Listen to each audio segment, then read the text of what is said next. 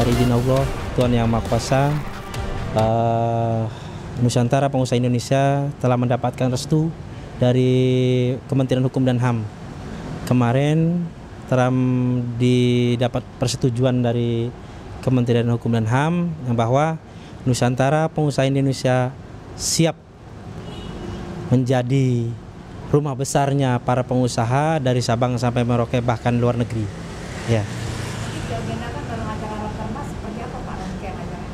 Rangkaian acaranya adalah satu, melantik kandidat pengurus tingkat provinsi dan pengurus tingkat nasional. Ya begitu. Ke depan insya Allah rapat kerja nasional ini, harapan untuk para pengusaha ini kita siap menjadi sebagai terminal besar ataupun menjadi keluh kesahnya pengusaha-pengusaha yang dalam notabene pasang surut. Bahkan kita Nusantara Pengusaha Indonesia akan mengadakan diklat-diklat bagi pengusaha muda, yaitu adalah pengusaha yang namanya junior dan pengusaha senior. Bagaimana ke depan pengusaha ini bisa lebih baik dan bisa lebih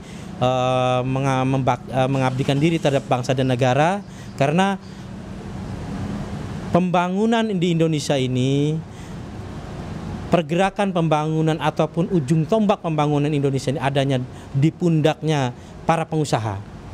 Maju mundurnya bangsa kita ini. Kenapa? Karena pengusaha lah yang bisa membuka lapangan pekerjaan seluas-luasnya, dan pengusaha lah yang bisa memberhentikan para kerja ataupun para karyawannya apabila perusahaan tersebut dalam keadaan kolaps.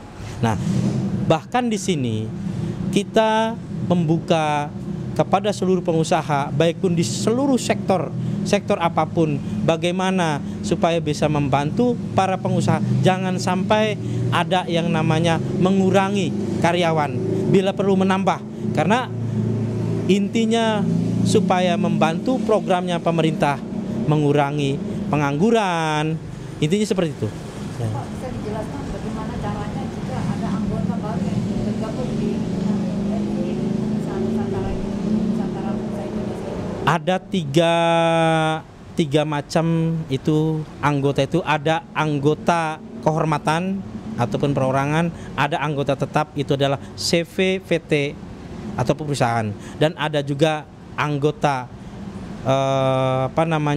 anggota biasa, intinya begitu. Karena tidak semuanya pengusaha, kayak contoh, kita juga perlu di pengurus besar Nusantara Pengusaha Indonesia perlu dengan kita berbarengan ataupun berdampingan dengan media.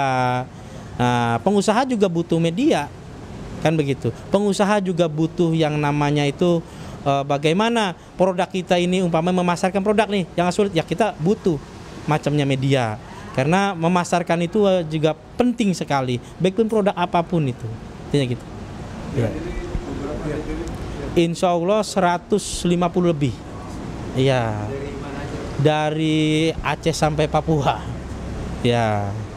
Bahkan ada juga perwakilan dari wartawan, ada juga perwakilan dari organisasi-organisasi lainnya, bahkan juga ada sebagian mungkin istilahnya dari ulama, santri ulama, karena pengusaha juga harus dibarengi dengan kereligian, kan begitu.